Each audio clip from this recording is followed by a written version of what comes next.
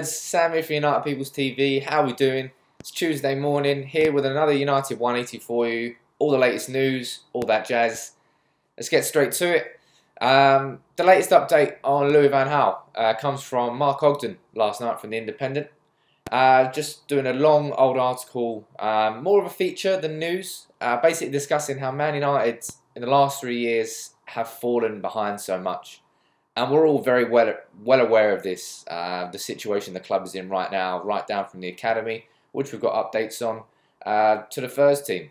There's problems everywhere. It seems like we're peeling back like an onion ever since Fergie left, until we get into the rotten core, which needs to be resolved, fixed, and then from that we can move outwards and onwards as a club.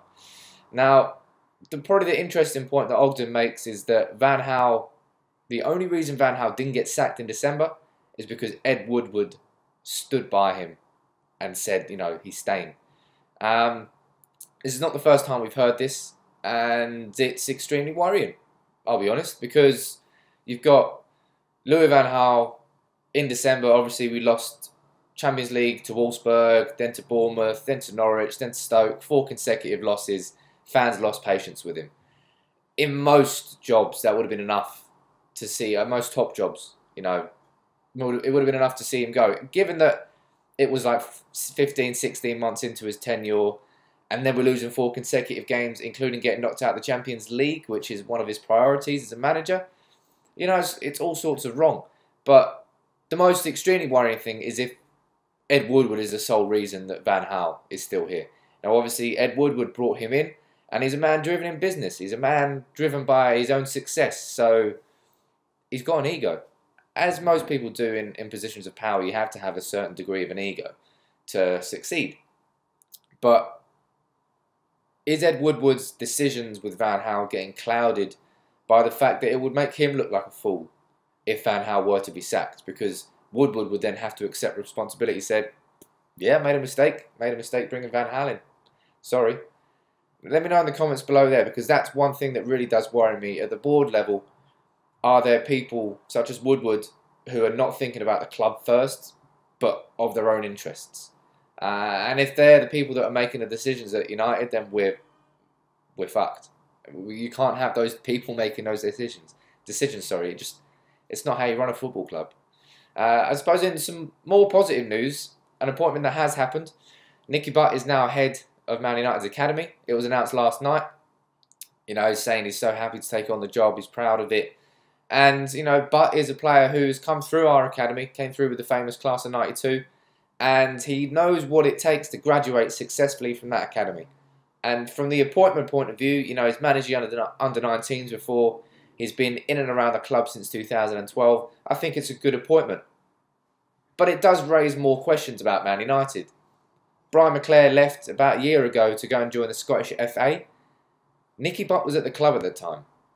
If Nicky Butt was going to be named our head of academy, why has it only happened a year later?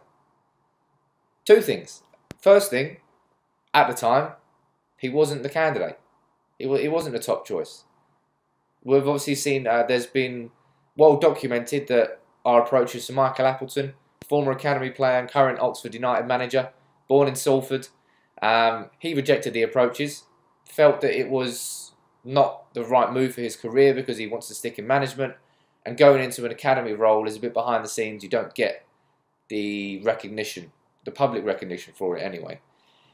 And then John McDermott, Tottenham Hotspur's head of development, from their academy. Their academy has been fantastic over the last 5 or so years, ever since they've redeveloped their own facilities. You know, Tottenham's one of the best in the country. John McDermott rejected the approaches. And now we find ourselves with Nicky Butt, which I don't think is the worst appointment in the world, but it should be pointed out here. Something that's slightly worrying is, I think it was an under-19s or under-18s tournament, the Mercedes-Benz Junior Cup. I think it happened last year. Nicky Butt was in charge at the time. And Man United were playing a game, and I think they were losing 1-0, knowing full well that only losing 1-0 was enough to take them through to the next round.